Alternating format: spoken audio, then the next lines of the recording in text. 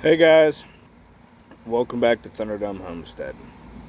I spoke to you guys the other day about the possibility of violence occurring from the Supreme Court decision, and I told you to expect civil unrest and violence.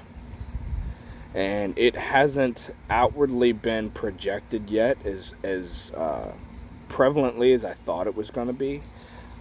We haven't seen very many riots and things like that on the news.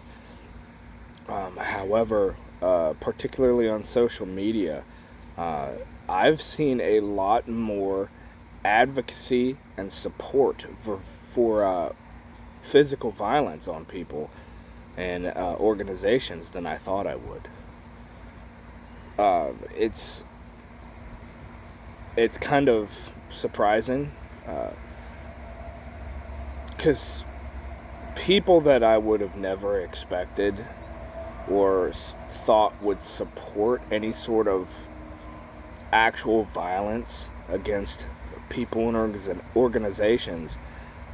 Uh, I've seen a lot more of that than I thought I would, and especially out of people you would not expect that from. Um, so things could get a lot worse than I thought, uh, and it will likely reach a boiling point, to the point where that anger and that support for violence turns into active violence. So, guys, I would recommend that if you have a kinetic tool, I would carry that with you. I would keep that on you, and I would not go anywhere without that, because you may need it. And on that note, I would also recommend that you get some sort of concealed carry insurance, because this agenda, as far as the Supreme Court decision and stuff, um, it's very inflammatory. And if you do end up needing to defend yourself against someone that means you harm, that's doing some sort of riot or protest like that, don't think that that subject will not be used to demonize you and used against you. So any sort of like USCCA or My Carry Shield, I think there's a few others.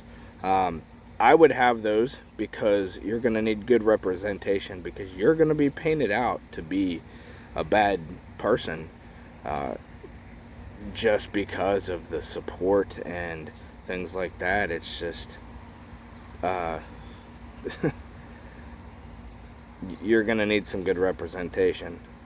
For a few years I've carried, and I have not personally got this insurance yet, but I do plan on doing that in the very near future, just because, again, it's a gamble anymore. It really is, because you could just be there minding your own business, and someone starts a riot and they start throwing Molotov cocktails or something like that, and somebody pulls out a knife and comes at you or something, or who knows. But the fact that they support something and you had to defend yourself against them, that could be used against you. So, guys, keep your head on a swivel, be careful, be vigilant, and watch your back. Don't go places that, like I told you before, don't go places where violence is likely to happen, aka medical facilities that would have otherwise been in charge of doing those types of procedures that have not been that have been passed back to the states. Um, and if your church outwardly displays that they're happy about this decision, if they have signs out front that say, praise God, that this was overturned and things like that, that you could very, very easily become a target. So try to avoid places like that. Try to avoid as many government buildings as you can. Um,